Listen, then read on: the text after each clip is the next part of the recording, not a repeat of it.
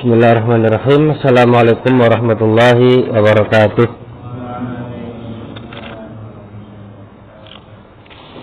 Alhamdulillahirabbil alamin wa bihi nasta'inu ala umuri dunya waddin. Wassalatu wassalamu ala asyrafil anbiya'i wal mursalin wa ala alihi wa ashabihi ajma'in, amma ba'du. Alhamdulillah, pada kesempatan yang berbahagia kali ini, atas limpahan rahmat dan hidayah dari Allah Subhanahu wa ta'ala semata, sehingga bisa kita lanjutkan kajian kita fikih faraid, dan terakhir kita telah sampai pada daftar ahli waris dari kalangan laki-laki. Nah, adapun sekarang kita coba petakan, kita buat bagannya siapa saja yang merupakan ahli waris dari kalangan laki-laki. Dan sekali lagi, yang tertera di daftar ini itu berpotensi mendapatkan waris, dan kalau dia ada, belum tentu dapat waris, karena bisa jadi ada penghalang yang menghalangi dia dari mendapatkan waris. Kita petakan, kita gambar yang kira-kira bisa memahamkan kita. Ya. Jadi nomor 1 sampai 15 itu dilihat dari sisi mayyit. Jadi orang yang meninggal atau al-muwarris itu adalah mayyit. Mayyit. Ahli waris yang pertama dari kalangan laki-laki adalah ibnun, berarti anak laki-laki kandung dari mayit. Nah, kira-kira di sini ibnun. Nomor 2 nama ibnul ibni. Apa artinya ibnul ibni? Anak laki-lakinya anak laki-laki. Anak laki-laki dari anak laki-laki. Jadi ini kan anak laki-laki. Nah, anak laki-laki yang ini dia punya anak laki-laki lagi. Jadi kalau anak perempuan kemudian punya anak laki-laki, maka bukan yang dimaksud pada poin nomor 2. Jadi ibnul ibni, anak laki-lakinya anak laki-laki. Gitu ya tulisannya. Ini kalau dilihat dari sini, tapi bukan dilihat dari sini, tapi dikembalikan kepada mayit. Maka ibnul ibni.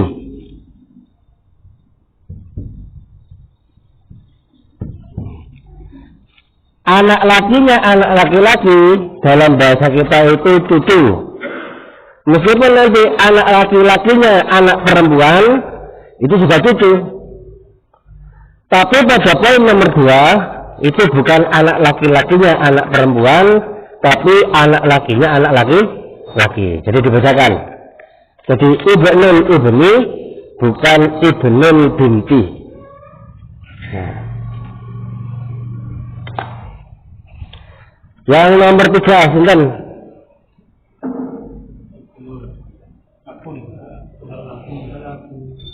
Al-abu, berarti ini mayit, berarti pendahulunya mayit, bapaknya mayit. Ya.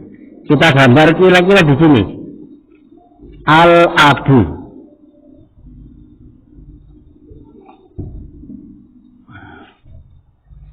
Berarti bapaknya mayit itu cuma ada satu saja, bapak kandungnya. Kalau anak bisa banyak.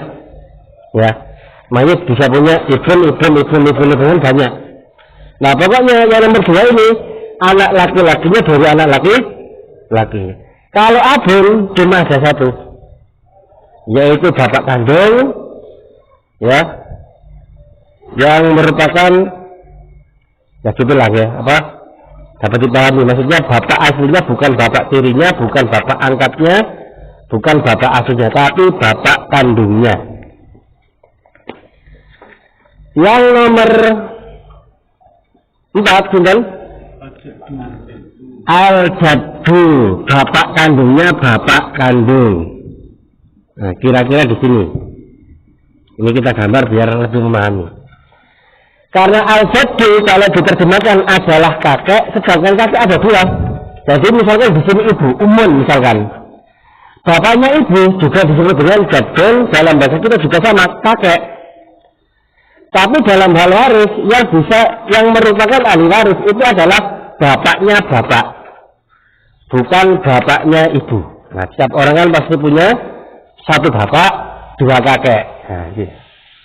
Bapaknya cuma satu, pasti ahli waris. Adapun kakeknya, nah itu ada bapaknya bapak, ada bapaknya ibu. Maka yang menjadi ahli waris nomor 4 di situ adalah bapaknya bapak. Nomor 5.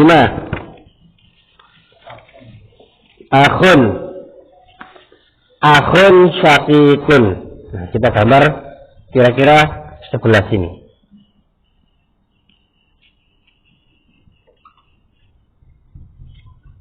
Akhun saya singkat syakik pakai sin.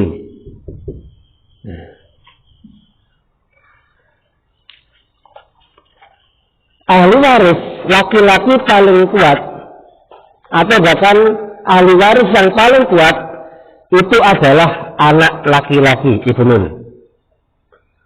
Jadi dari segi keturunan itu yang paling kuat adalah ibnun dan nanti adalah bintun, anak perempuan. Nah, tapi kalau dari laki-laki maka ke bawah dulu paling kuat, kemudian ke atas.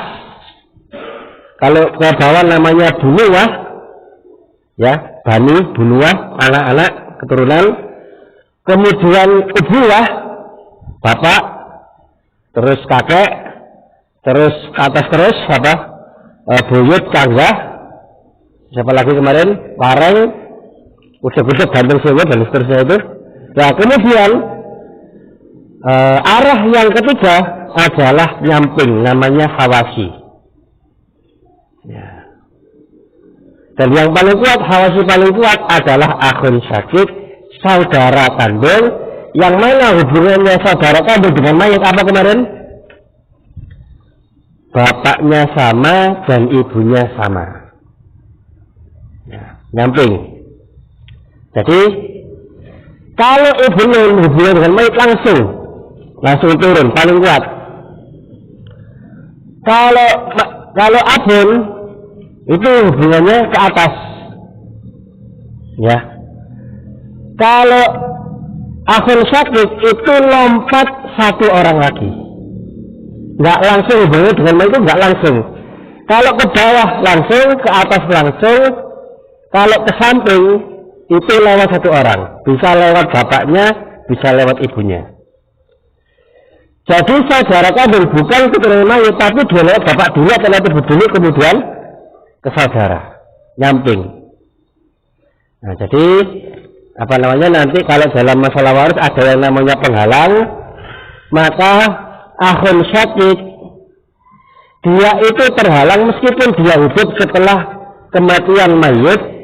Dia bisa terhalang nggak dapat waris kalau ada abun. Kenapa? Karena posisinya dia itu setelah mayat lompat dulu abun baru ke akhun syakik.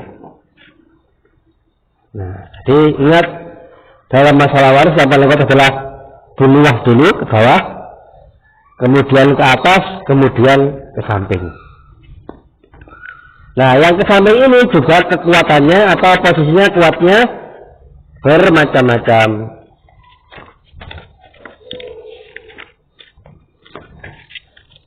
Misal, dulu ya. Nah, ada akhun syakik, selanjutnya akhun apa?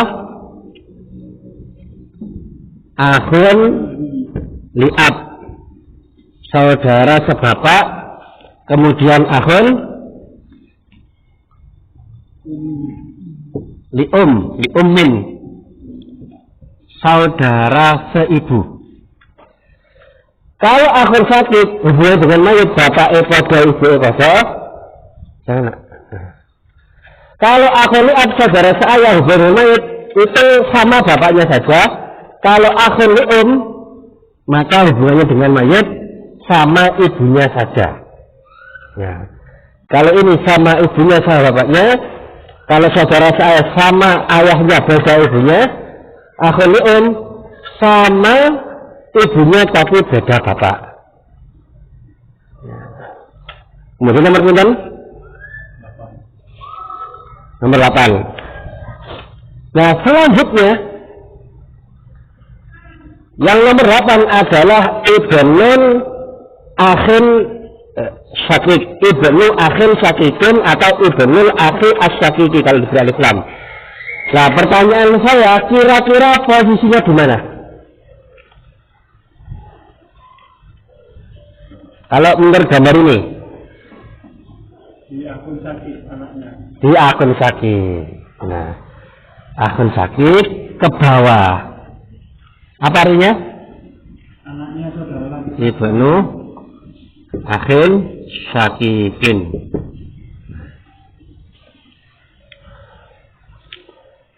Ya.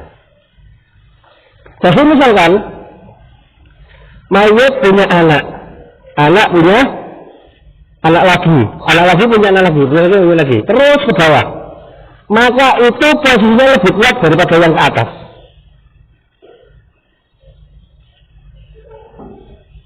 Kalau ke atas ada abun, ya, ada bapak, ada kakek, ada buyut, ada cangga, ada wareng, ada usuk-usuk, ada gantung suhu dan seterusnya itu.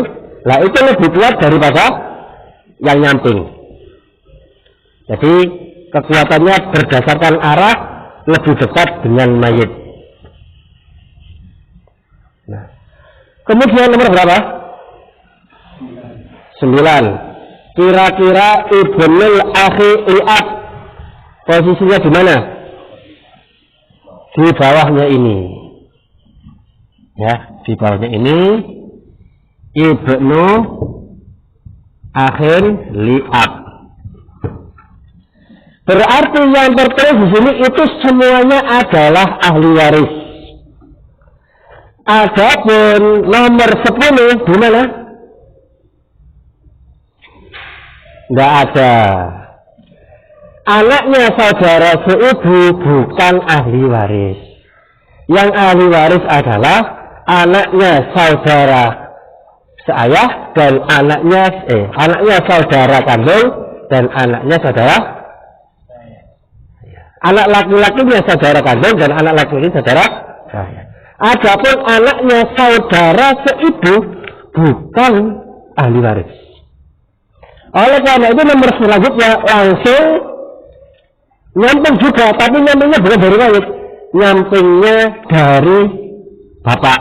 Bapak ini punya saudara, ya, tadi lompatnya 2 orang. Nah, dari sini, karena hubungannya amun itu adalah dengan kakek. Amun itu paman, tapi maksudnya adalah saudara kandungnya ayah. Kalau paman ini ayahnya dan ibunya sama dengan ayah kandung, maka disebut amun syakik. Nah, amun syakik.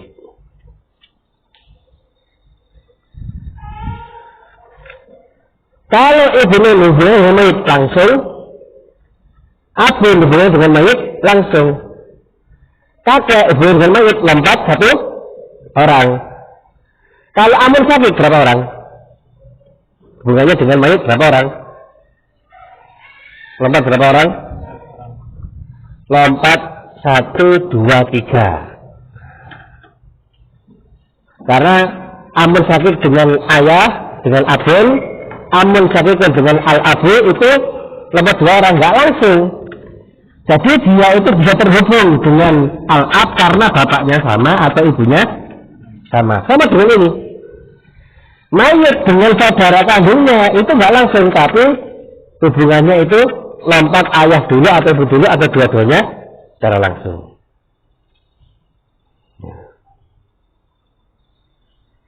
Nah, kemudian nomor berapa ini? 11. Al-amul ab berarti saudara seayahnya ayah. Jadi ayah punya saudara, tapi saudaranya adalah sama bapaknya saja, tapi ibunya berbeda. Jadi mungkin misalkan kakek ini menikah punya anak ayah ini. Nah kemudian ternyata ibunya ini meninggal, kemudian menikah lagi punya anak ini. Nah kemudian nomor 12 ditaruh mana?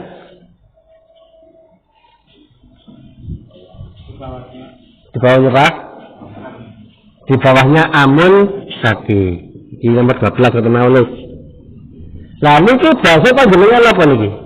Saya dalam bahasa Jawa.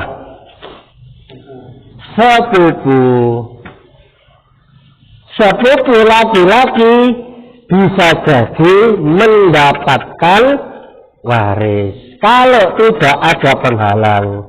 Tapi kalau ada penghalang nggak dapat. Baik dihalangi sifat atau dihalangi oleh ahli waris yang lebih kuat, yang lebih dekat, ya, yang lebih kuat.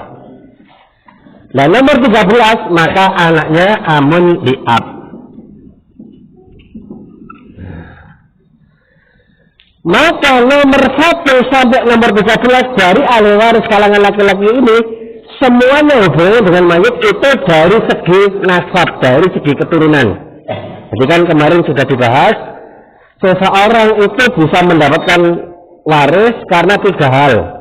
Karena 3 sebab. Yang sebab pertama apa? Nasab. Berarti semuanya ini hubungannya dengan ada hubungan apa? Ada hubungan nasab. Sebab kedua apa? Hah?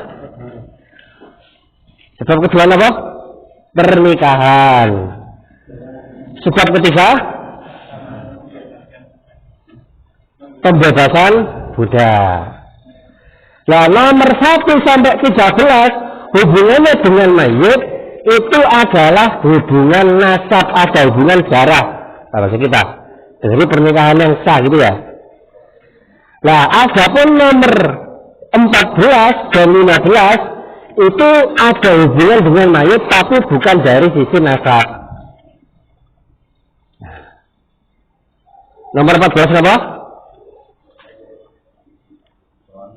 Suami. Berarti kalau disebut suami berarti yang mati apa? Perempuan ya. Wanita. Kalau disebutkan waris ayah maka bisa jadi mayitnya laki-laki atau perempuan. Kalau disebutkan anak laki-laki maka mayitnya bisa laki-laki bisa perempuan. Tapi ketika dalam daftar ahli waris kok ada zaujun, berarti berarti yang mati adalah perempuan. Nah, maka hubungan az-zauj atau zaujun dengan mayit adalah hubungan pernikahan. Kalau mayit mati dan ini masih suaminya maka dapat waris, tapi kalau sudah cerai masa ijazah sudah habis, apa namanya kalau sudah talak bain maka tidak dapat waris kalau sudah cerai ya. Tapi kalau masih dalam masa iddah maka mendapatkan waris. Yang nomor 15 apa? Mu'tik. Mu'tik hubungannya adalah pernah membebaskan mayit dari perbudakan. Kalau seumpama nomor 1 sampai 16 tidak ada sama sekali, anak tidak ada, cucu tidak ada, bapak tidak ada, kakek tidak ada, paman tidak ada, semuanya suami juga tidak ada, maka mu'tik bisa mendapatkan waris. Nah, kecuali kalau suami mungkin masih bisa dapat sisa ya, karena suami kan maksimal setengah, berarti jatahnya mungkin sisanya bisa sampai pada orang yang membebaskan budak. Tapi kalau semua nomor 1 sampai 13 nggak ada belas, nggak ada sama sekali. Sedangkan mayit ini pernah dibebaskan oleh orang ini dari perbudakan. Maka kalau 1 sampai 13 nggak ada, maka mu'tik bisa dapat bagian waris dari harta yang ditinggalkan oleh mayit. Nah ini kita belum bahas jatahnya berapa, siapa yang dapat, siapa yang terhalangi saja belum. Cuma kita mengenal siapa saja ahli waris dari kalangan laki-laki. Berarti selain ini itu nggak dapat. Konggo, mutenangsal, sahabat dekat nggak dapat, ya. Nah, sahabat sejati juga nggak dapat, konco dewe nggak dapat. Ya, pokoknya ini saja yang dapat, ya. Nah, dari bagian ini sebelum kita lanjutkan, apa ada kalau ada yang ditanyakan saya persilakan.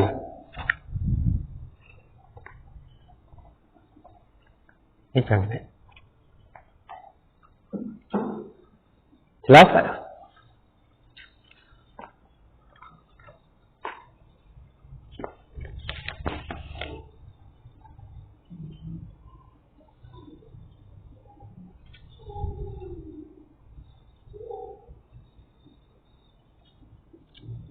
kalau paman amuk sari mendapatkan baru kalau yang nomor 1 sampai nomor 11 tidak ada baru mendapatkan. Ya. Kalau jangankan amun sakit sama akhun sakit dekat siapa? Lebih dekat akhun sakit. Kapan akhun sakit dapat? Kalau nggak terhalangi, yang menghalangi adalah keturunan ke bawah, ibnun atau ibnu atau ibnu apa seterusnya. Bisa jadi anak laki-laki, punya anak laki-laki, cucu, punya cicit, punya tangga, punya cucu wahareng dan seterusnya itu, meskipun 5, 10, dan kalau masih hidup, maka saudara kan nggak dapat. Kenapa? Terhalang oleh keturunan yang bawah. Nah, nanti dijelaskan setelah ini. Saya tidak jelaskan. Ada lagi yang nanya tentang masalah ini?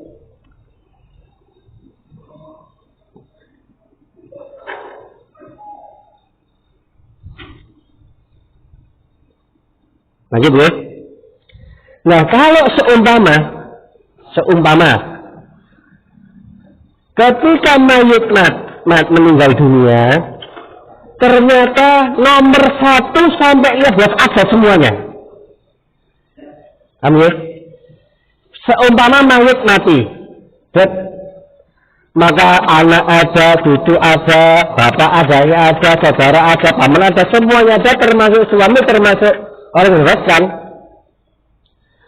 Maka yang dapat waris cuma 3, karena semuanya terhalangi, sisa 3. Yang paling bawah, yang paling dekat siapa? Yang ke bawah, yang ibnun, maka ini yang dapat ibnun. Kalau ke atas yang dekat siapa? Abun. Maka ada ibnun atau ke bawah, ada abun atau ke atas, maka yang samping terhalangi. Ada anak tok atau ada cucu tok, ini misalkan sudah meninggal, ada cucu, anak laki-laki, anak laki-laki, maka yang ke samping terhalang semuanya. Atau misalkan anaknya tidak ada, punya anak ini masih kecil misalkan, atau masih SMA, atau masih perdata, meninggal, uangnya banyak. Ada ayah, atau yang tidak ada, adanya kakek, maka yang samping tidak dapat semuanya.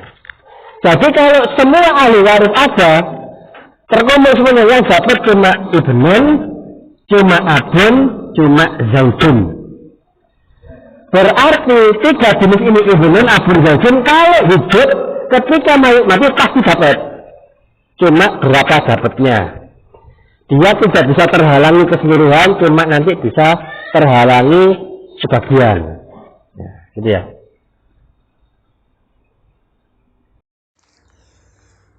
Kami ulangi lagi. Jadi kalau seluruh ahli waris ada yang laki-laki ya, kita belum bahas yang perempuan. Jadi misalkan mayit meninggal dunia, ahli warisnya yang laki-laki dari nomor 1 sampai nomor 15 ada semua, maka yang dapat cuma 3, yaitu anak laki-laki, kemudian abun ya, atau bapak kandung, kemudian suami. Itu saja yang mendapatkan. Adapun yang lainnya terhalang, yaitu misalkan keturunan ke bawah, cucu, cicit, dan seterusnya itu terhalang dengan anak, dengan ibnun. Yang ke atas ada kakek, ada buyut dan seterusnya itu terhalang dengan abun atau ayah. Adapun yang nyamping, saudara laki-laki kandung, saudara laki-laki seayah, paman dan lain sebagainya, maka itu semuanya terhalang oleh ibnun ke bawah atau terhalang oleh abun ke atas. Nah, jadi kalau seumpama, saya ulangi lagi, mayit meninggal dunia, ahli warisnya laki-laki semua, lengkap dari nomor 1 sampai nomor 15, maka yang dapat cuma 3, yaitu ibnun, abun, dan zaujun, atau anak laki-laki, ayah kandung, ya, dan suami. Dan yang dimaksud ayah kandung itu ayah yang syar'i, ya, ayah yang dinasabkan kepadanya, bukan yang karena zina.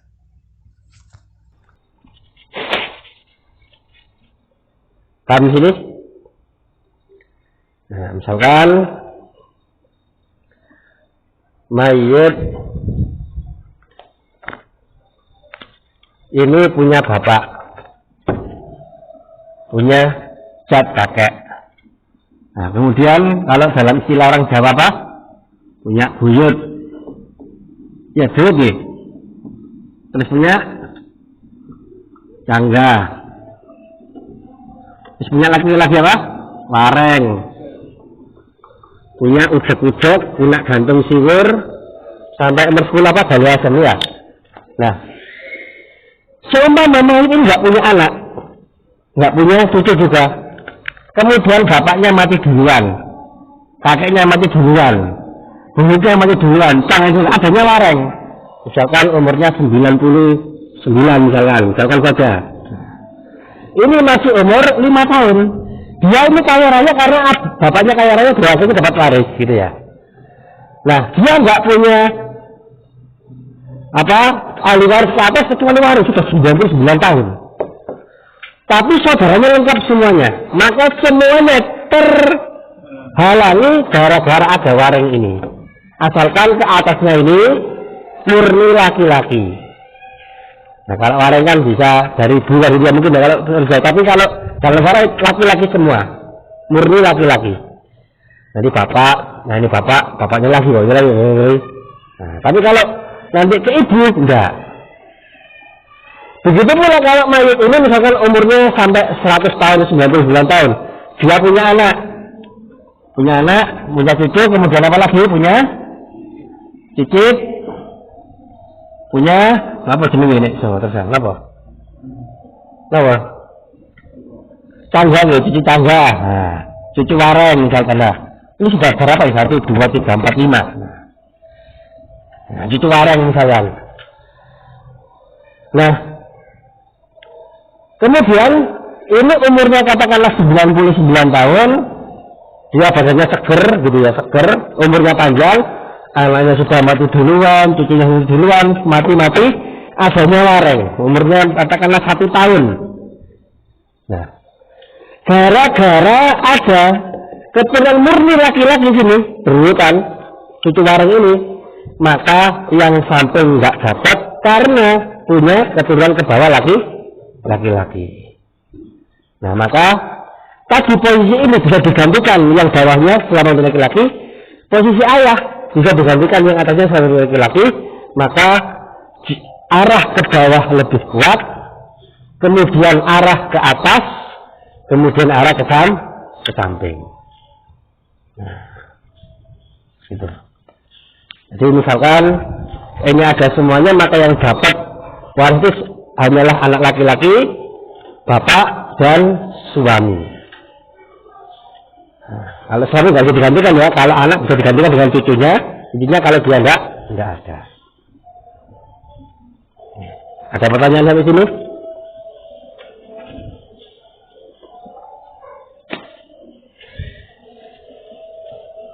Nah, ini perlu diapain biar memudahkan nanti kita ngitung ke depannya. Kalau seumpama ini semuanya hidup, maka yang dapat cuma 3, bapak dapat 1/6, ya, suami dapat 1/4, anak dapat sisa, asobah. Nanti hitungnya gitu. Ini kita belum waktunya ngitung, cuma ini kita karena berkaitan sekalian kita bahas gitu ya.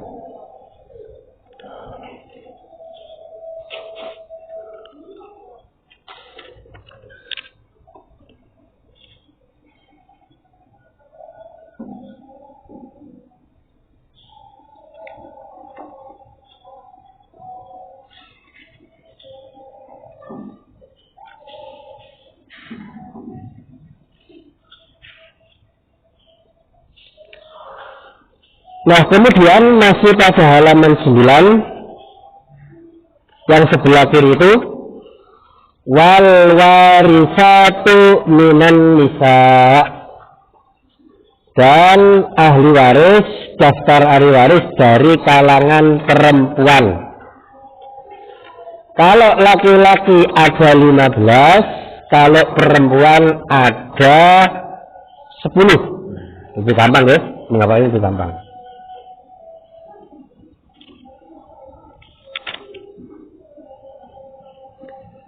Nomor 1 adalah al-bintu. Al-bintu adalah anak perempuan atau anak kandungnya mayit. Anak perempuan kandungnya mayit.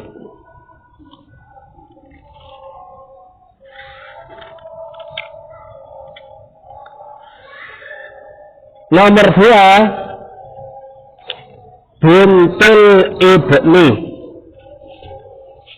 anak laki-laki, anak perempuannya anak laki-laki. Nah, saya jelaskan dulu.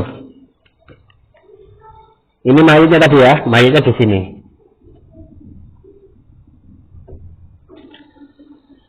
Ahli waris yang pertama dari kalangan perempuan adalah al-bintu. Nah, sini mawon.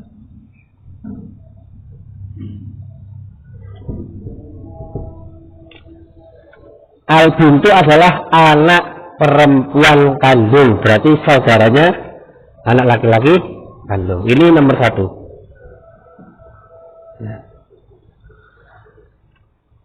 Yang nomor 2 bintul ibni, anak perempuan kandungnya anak laki-laki kandung.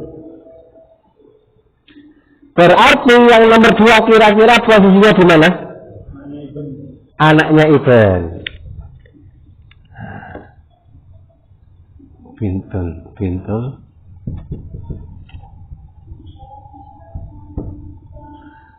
Anaknya ini.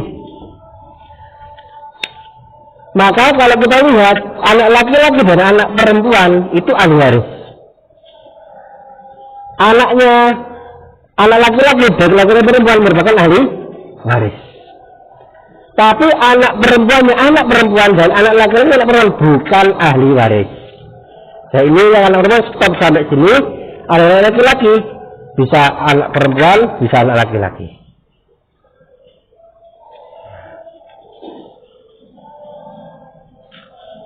Itu poin nomor 2. Dan bisa lanjut ke bawah seperti ini. Ya, kalau anak perempuan stop, tapi kalau dari mayit anak laki-laki, kemudian di sini punya anak perempuan, ini juga bisa menggantikan yang ini. Kalau tidak ada, ini dapat. Terus ini anak perempuannya, ini anak perempuannya, atau ini anak perempuannya bisa dapat. Berarti kalau hubungan dengan mayit itu lompat laki-laki 1 atau laki-laki, maka bintul ibni. Kalau lompat 2 laki-laki, murni laki-laki, nggak ada perempuannya, maka perempuan bisa dapat. Sampai 5 sekalipun laki-laki punya anak perempuan bisa termasuk ahli waris. Itu adalah poin nomor 2, bintul ibni. Bisa bintu ibni, bisa bintu ibni. Nah, Ya.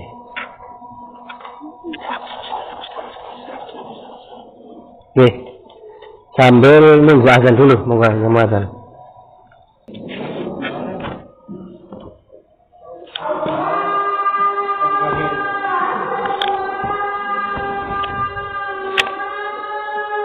Ya, 5.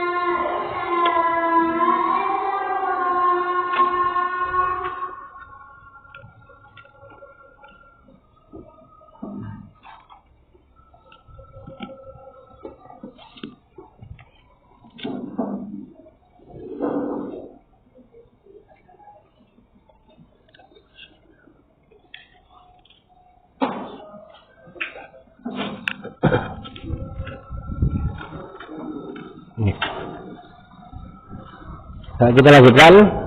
Sebelum kita membahas nomor 3 dari kalangan perempuan, ini ada yang kelewatan. Misalkan mayit punya anak, punya cucu, semuanya hidup sampai putu warai, semuanya hidup. Maka yang dapat yang paling kuat saja dari posisi bawah ini, yang dapat cuma ibnun saja. Nah, nanti anak perempuan juga dapat, cuma kalau laki-laki saja yang dapat yang paling atas. Kalau ke atas, bapaknya ada, kakeknya ada, buyutnya ada, dengan sampai gantung sumurnya ada, semuanya hidup ketika mati, maka yang dapat yang paling dekat yaitu bapaknya saja. Itu ya. Nah, sekarang kita lanjutkan. Yang nomor 3 dari kalangan perempuan adalah al-ummu atau ibu kandung. Bukan ibu tiri, bukan ibu gawan, bukan ibu asuh, tapi ibu yang melahirkan mayit. Al-ummu.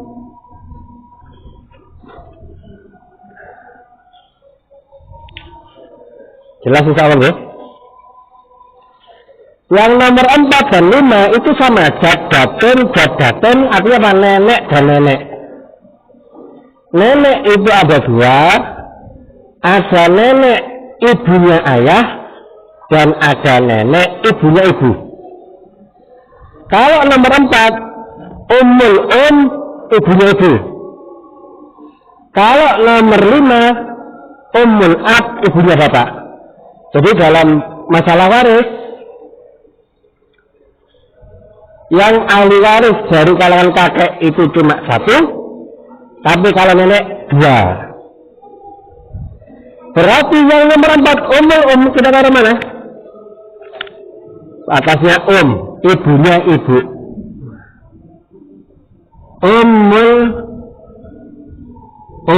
Ibunya ibu nenek. Yang nomor 5 umul kita taruh mana? Atasnya bapak. Ya. Apa namanya? Ummul ab. Nah, ini ya. Ya, ummul ab, ibunya bapak.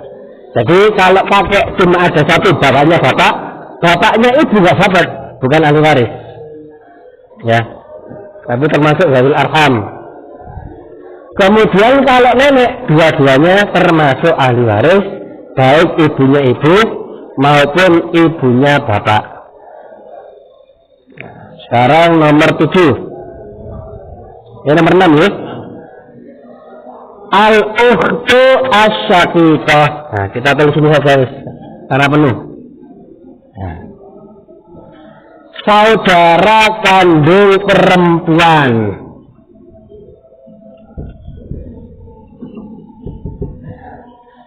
Saudara kandung perempuannya mayit. Jadi mayitnya bisa laki-laki, bisa perempuan, kan bisa punya saudari kandung. Antara dia dengan saudari kandungnya, bapaknya sama, ibunya sama. Ya.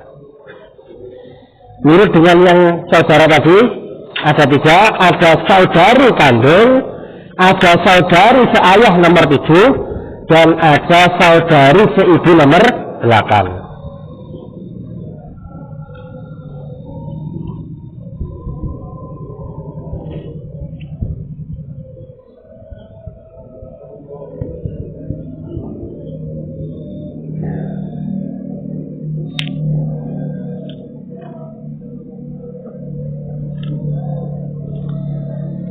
Yang nomor 9 halaman selanjutnya, halaman 10 adalah az-zaujah.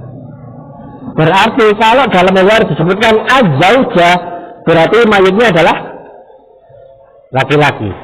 Ya. Zaujah. Kemudian nomor 10 adalah mu'tik.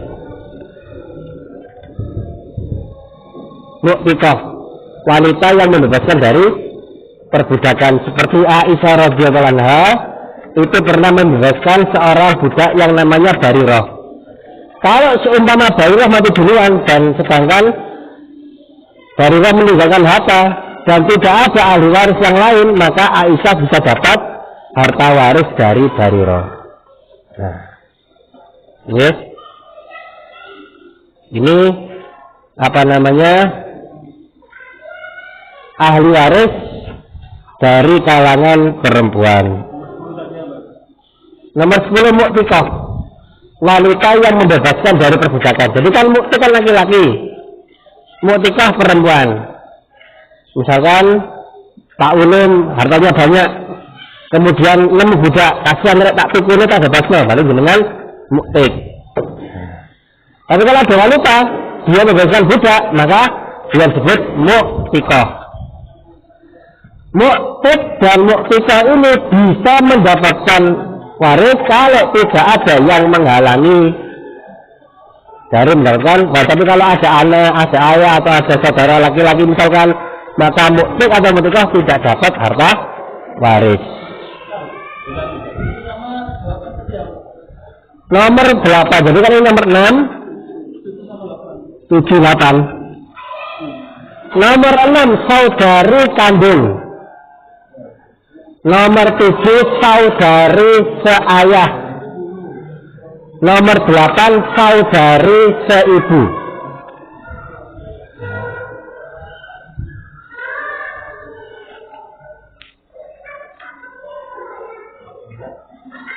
Nomor 9 istri. Nah, ini istri. Kalau masih istrinya yang sah, dapat. Tapi kalau sudah cerai, sekian tahun yang lalu nggak dapat.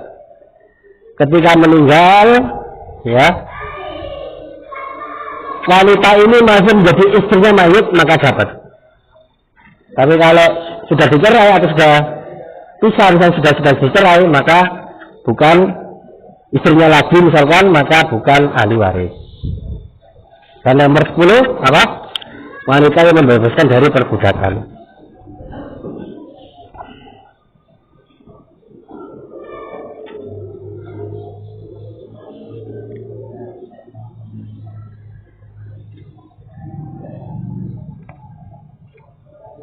Nah, seumpama mayit meninggal dan ahli warisnya adalah perempuan saja, nggak ada laki-lakinya. Nomor 1 sampai 10 ini ada semuanya, perempuan saja. Maka yang dapat itu 5, yaitu al-bintu, bintul ibni, zaujah, kemudian kemudian ukhtun syaqiqah. 5.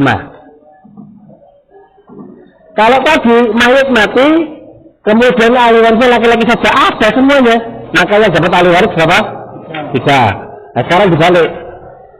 Kalau nomor 1 sampai 10 dari ahli waris perempuan ini ada semuanya dan tidak ada laki-laki, maka yang dapat cuma 5, yaitu al-bintu, ya, al-bintu anak perempuan, kemudian bintul ibni anak perempuannya anak laki-laki, kemudian zaujah dia dapat, kemudian al-um ibu dapat, kemudian saudari kandung.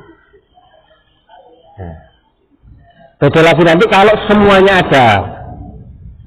Nah, kalau semuanya ada nanti beda lagi. Contoh soal ya.